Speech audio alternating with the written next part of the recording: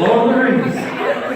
Alright, so it was about 4 years ago, December 14th, 2013, and I got a call from Nate. He started off the normal way. He asked how I was doing. He's always very polite, but jumped pretty quick and said, "Hey, so I need you to do me a favor.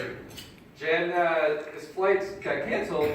She was interviewing in Dallas, and her flight got canceled to Boston because of snow, and asked if I would let her stay at my place." I got pretty excited. I was finally going to get to meet the mystery girl, and he said, "The only thing is you have to promise you don't screw this up for me." He was probably the most nervous I'd ever seen in my life. So right now, when I have a microphone on stage with him. But I'm Nick Hansen. I'm honored to be Nate's best man. We met about 15 years ago, and on the website, it has me as a guy that knows how to push his buttons. So, I've got a list of some things here.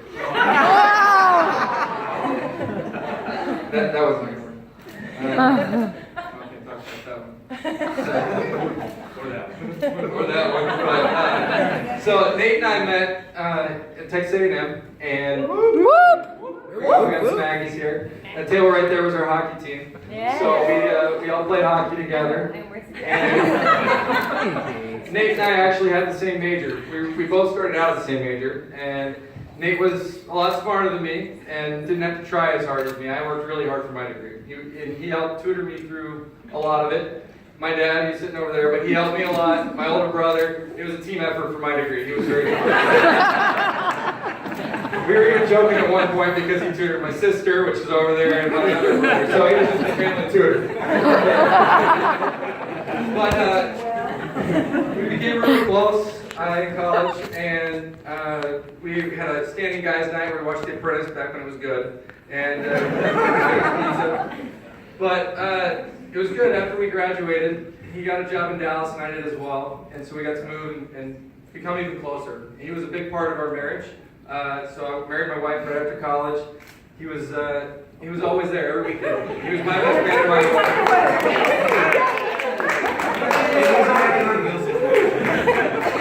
But he was a big part of it because every time I screwed up, he put his hand in the air and say, "You know, it was my fault." He always just like, I've missed him a lot lately.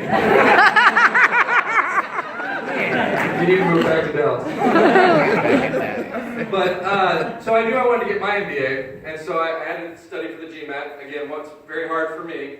I wasn't as smart as him. So he decided to tutor me, as I didn't do so well the first time I took it.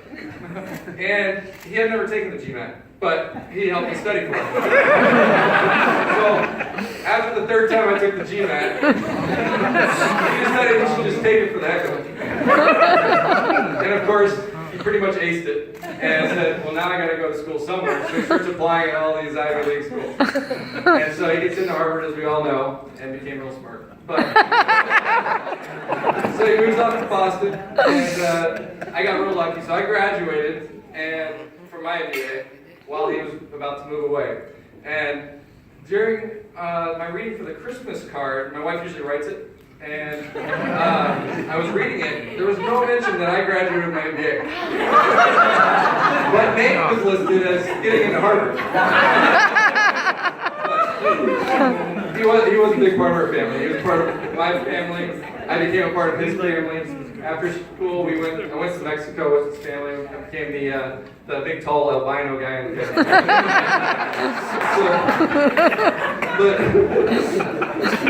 So we always stayed in touch. But I got a job in Providence, Rhode Island, traveling back and forth from Dallas, and I'd fly into Boston, and we'd go out, and we started out where we were still young and we wanted to go to a bar, and we started looking around saying, wow, we got old. So I would come every couple weeks and we'd hang out, and then finally we said, what are we doing? This music's loud, we're not drinking anymore. So I started coming to town and we would get tea and sit in the lobby. But it was still a good time. I felt like every time we were around Nate, I didn't have to try hard. We just kind of hung out, and it was fun. And we wouldn't even have to say anything. That was a true friend, though. Like, a lot of friends come in town, you feel like you have to entertain. It was never like that. We were always together. But I always stayed in touch. We were talking one time, And Nate tells me he found this girl online.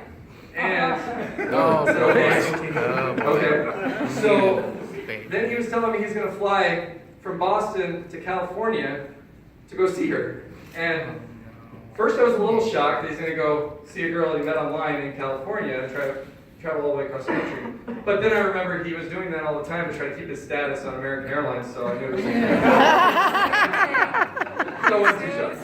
But, so, fast forward a little bit, and that day that Jen got to come hang out with me in Dallas at our house, first off, Kit over there, who's my neighbor, he had to come over and meet her as well, and kind of judge as well. But perhaps I gave him a call real quick and he came over.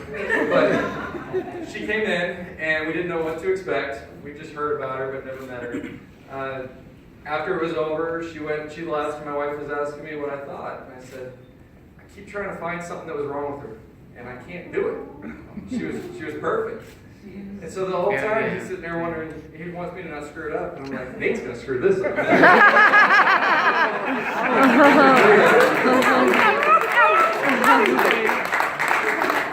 But everybody knows I was really hard on everybody. There was nobody good enough for Nate, from me. But I didn't want anybody to steal it.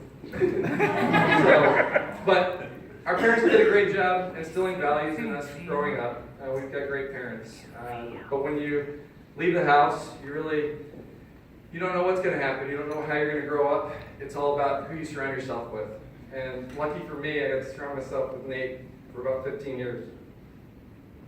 Choke up here.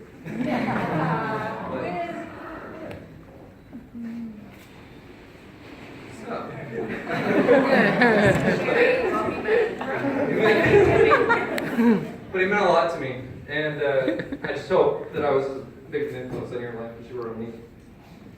But I truly believe you guys are going to be good for each other. Have a cigar. But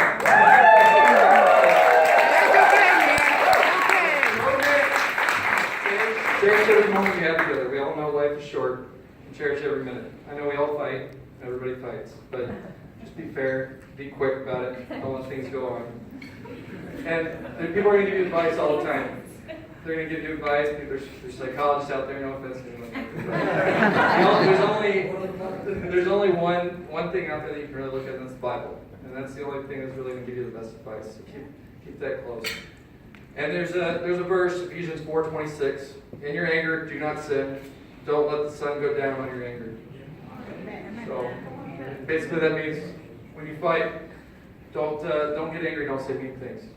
Okay? You can still go to bed if you're going to say something mean. Wake up, get along. Keep God at the center of your marriage, and then we will see you in 75 years.